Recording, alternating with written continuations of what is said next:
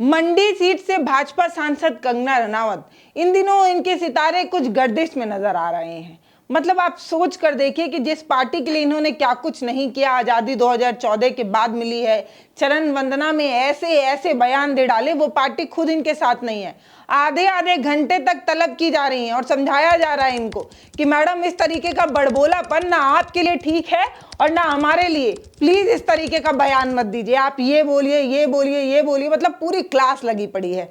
आधे घंटे की क्लास होने के बाद भी कंगना रनावत जो है वो विरोध जो है उनको लेकर दर्ज किए जा रहे हैं। अब कंगना रनावत की अपकमिंग फिल्म थी इमरजेंसी, जिसको लेकर दर्जनों भर इंटरव्यू दे डाले कि किसी तरह मूवी जो है वो हिट हो जाए। लेकिन दुख की बात यह है कि कल इनको पता चला है कि वो मूवी तक नहीं आ रही है।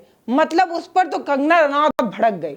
उन्होंने कह डाला कि देश में जो ये हालात बन गए हैं उसके लिए वो बहुत सॉरी फील करती हैं। मतलब कंगना जी को शायद ये बात नहीं पता है कि देश में एनडीए की सरकार है, यानी कि जिसकी वो खुद एक हिस्सा है। तो मैडम, देश में सरकार आपकी है, सत्ता आपके पास है, उसकी आप खुद की एक हिस्सा हैं। उसके बाद भी देश में अगर हालात खराब हैं तो इसकी जिम्मेदारी तो मैडम आपको लेनी चाहिए, ऐसा कुछ लोगों को लगता है। पर ओहो, ये तो कुछ लोग ही हैं।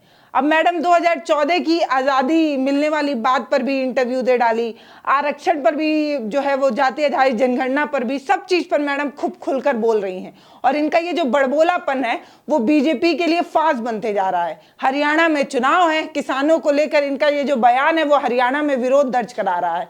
अब मैडम ने आरक्षण को लेकर और जाति आधारित जनगणना को लेकर ऐसा ऐसा तर्क दिया है ना कि मतलब सुनने वाले हैरान हो गए कि इतनी छोटी सोच कैसे हो सकती है। मतलब इतना तो हर इंसान समझ सकता है। आप सांसद हैं, अभिनेत्री हैं, आपको जो है वो पद्मश्री जैसे अवार्ड से सम्मानित किया जा चुका है, उसके बाद आपकी ऐसी सोच है।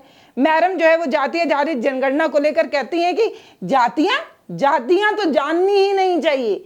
देश में सिर्फ 3 जातियां हो सकती हैं, एक किसान, दूसरा महिला और तीसरा गरीबी। तो किसान को लेकर मैडम की जो सोच है वो सबको पता है।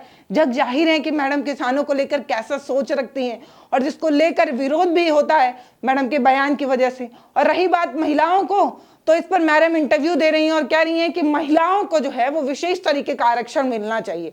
सबसे ज़्यादा पिछड़े जो है वो महिलाएं हैं, शोषित हैं, उनके साथ इस तरीके की जघन्य चीज़ें हो जाती हैं, शोषण होता रहता है। तो अगर आपको जाति आधारित जनगणना करानी है तो देश में सिर्फ 3 जातियां हो सकती है और उनको आप जो है जितना छूट दे सकते हैं दीजिए ताकि वो आगे बढ़े। इस पर पत्रकार महोदय पलटकर उनसे ये सवाल करते हैं कि मैडम, आप बात तो बिल्कुल सही कह रही हैं, लेकिन अगर जाति के आधारित देखा जाए तो औरतों में भी जो पिछड़े समाज की जो औरतें हैं वो थोड़ा सा और ज़्यादा शोषित होती हैं। तो मैडम पलट कर ये जवाब देती हैं, तो आप क्या कहना चाहते हैं कि स्वर्ण महिलाओं का रेप कर दिया जाए? मतलब क्या तर्क है इसमें? मैडम का ये जो बेतुता तर्क है उसको लेकर सोशल मीडिया पर उनको खूब ट्रोल किया जा रहा है, मैडम ट्रोल ही के बहाने कम से कम सुर्खियों में तो हैं। खैर छोड़िए, मैं चाहती हूँ कि आप कंगना रनावत का वो वीडियो देखिए जिसमें कंगना रनावत नाराज है। कंगना रनावत नाराज होकर ये कह रही हैं कि मुझे जान से मारने की धमकी मिल रही है, और सिर्फ मुझे ही धमकी नहीं मिल रही है, जो सेंसर बोर्ड है उनको भी धमकियां मिल रही हैं। लगातार धमकियों के बीच मेरी जो मूवी है वो प्रेशर बनाकर जो है वो नहीं लाने दिया जा रहा है। और मूवी में ये कहा जा रहा है कि इंदिरा गांधी की हत्या वाला सीन हम ना दिखाएं, भिंडे वाला सीन हम ना दिखाएं, पंजाब में जो दंगे हुए हैं वो हम ना दिखाएं, ये ना दिखाएं, वो ना दिखाएं। तो फिर दिखाएं क्या? मुझे समझ भी नहीं आ रहा है कि फिर तब दिखाया ही क्या जाए। मूवी को पूरा ब्लैकआउट कर दिया जा रहा है। पता नहीं ऐसा क्यों हो रहा है। अचानक से फिल्म में इस तरीके के ब्लैकआउट का मामला जो आ रहा है उससे मैं बहुत परेशान हूँ। मैडम ने क्या कहा है आप सुनिए। कई तरह की अफवाहें उड़ रही हैं कि हमारी फिल्म इमरजेंसी को सेंसर सर्टिफिकेट मिल गया है। It is not true. In fact हमें हमारी फिल्म क्लियर हो गई थी, लेकिन उसकी सर्टिफिकेशन रोक ली गई है क्योंकि बहुत ज़्यादा धमकियां आ रही हैं जान से मार देने की, और सेंसर वालों को बहुत ज़्यादा धमकियां आ रही हैं। तो हम पे ये प्रेशर है कि मिसेस गांधी की असैसिनेशन ना दिखाएं, भिंडनवाला को ना दिखाएं, पंजाब राइट्स ना दिखाएं। आई डोंट नो कि फिर क्या दिखाएं कि क्या हुआ कि फिल्म अचानक से ब्लैकआउट हो जाती है। सो this is unbelievable time for me, and I'm very sorry for the state of things in this country. तो सुन लिया आपने, ये भाजपा सांसद और एक्ट्रेस कंगना रनावत के बोल हैं। और सुनने की बात ये है कि इससे पहले जब उन्होंने एक चैनल के इंटरव्यू में ये कहा था कि पंजाब में जो किसान आंदोलन हो रहे थे, आंदोलन के नाम पर जो उपद्रवी इकट्ठा हुए थे वो हिंसा फैलाना चाहते थे, वहां पर रेप हो रही थी, हत्याएं हो रही थी और किसान बिल को वापस ले लिया गया था इन उपद्रवियों की वजह से। उपद्रवियों की लंबी प्लानिंग थी, देश में वो बहुत कुछ करना चाहते थे, उनके खिलाफ इस तरीके की चीजें रची जा रही थी, बांग्लादेश बनाना चाहते थे। अब मैडम आप किसानों को इस तरीके की बात कहेंगे कि वो हत्यारे थे, रेपिस्ट थे और ये थे और वो थे, तो उस पर उनका आक्रोश नहीं होगा क्या? अब पंजाब में मैडम के इस बयान पर खूब आक्रोश फैला हुआ है, हरियाणा में चुनाव भी है, अब इस चीज को लेकर बीजेपी काफी चिंता में। तो बीजेपी मैडम के बयान से काफी परेशान है और असहमति तक दर्ज करा चुकी है। मैडम ने कहा कि अगर सरकार मजबूत ना रही होती तो पंजाब में बांग्लादेश हो गया होता, बांग्लादेश जैसी चीजें बन गई होती। इस बयान के विरोध में भाजपा ने कंगना रनावत को यह कहा कि ये उनकी अपनी राय है, पार्टी से इसका कुछ लेना देना नहीं है। फिल्म इमरजेंसी के रिलीज से पहले विवादों में घिरना तय था, क्योंकि किसानों को लेकर इस तरीके की बात और लगातार ये बयान वो दे रही हैं, लगातार इंटरव्यूज पे इंटरव्यूज और वो किसानों वाली बात, आरक्षण को लेकर बात, जाति जनगणना को लेकर बात, इतना मैडम बोल रही हैं कि खुद भाजपा परेशान हो चुकी है। अब मैडम के बड़बोलेपन की वजह से फिल्म इमरजेंसी भी विवादों में घिरी हुई है और विवाद इतना है कि सिख समुदाय के लोगों का यह आरोप है कि फिल्म में उस समुदाय को गलत तरीके से दिखाया गया, उनकी छवि बिगाड़ने की कोशिश की गई है। एमपी के जबलपुर के सिख संगत के तमाम लोग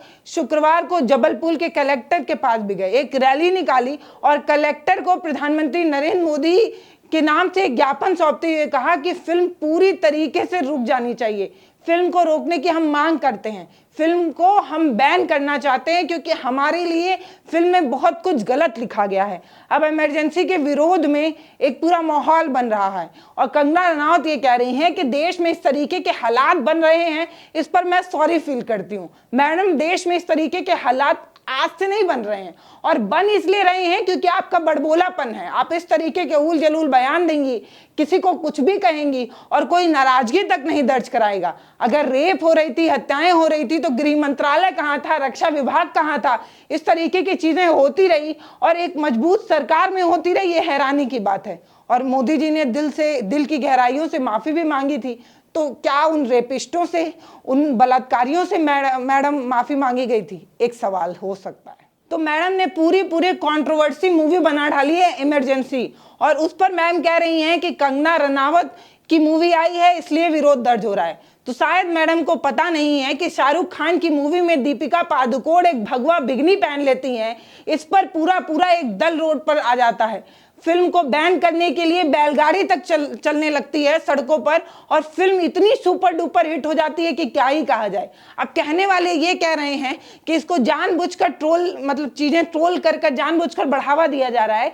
ये भी एक काइंड ऑफ प्रमोशन है, इससे भी मूवी हिट होती है क्योंकि किसी भी मूवी का जब कंट्रोवर्सी होती है तो इस पर न्यूज छपती हैं, आर्टिकल्स बनता है, ये होता है वो होता है और इसकी वजह से जनताओं के बीच में ये खबर फैल जाती है कि कोई एक विवादित मूवी आ रही है, उसमें ये चीजें हैं और लोगों का उत्साह जगने लगता है, लोग जो है वो इंटरेस्ट लेने लगते हैं। तो ये एक तरीके का प्रमोशन है जो जानबूझकर किया जा रहा है। बाकी आपको क्या लगता है कि कंगना रनावत के बयान की वजह से जो नाराज किसान है वो जो फिल्म बैन करने की मांग कर रहे हैं वो सही है या नहीं है? आपको क्या लगता है कमेंट सेक्शन में लिखकर जरूर बताइएगा। लेकिन एक बात साफ है कि एक मूवी में सिर्फ एक एक्टर नहीं होता है, उसके समकक्ष बहुत सारे रोल होते हैं जो उस मूवी को हिट बनाने के लिए काम कर रहे होते हैं। कैमरामैन होता है, प्रोड्यूसर टीम होती है, बहुत सारे लोग काम करते हैं। जब कोई मूवी बनती है तो उसमें अच्छा खासा खर्च होता है, उसके बाद ये इस आस पर मूवी टिकी होती है कि अगर मूवी हिट होती है तो सबको प्रॉफिट का हिस्सा दिया जाएगा, सबको पैसा मिलेगा।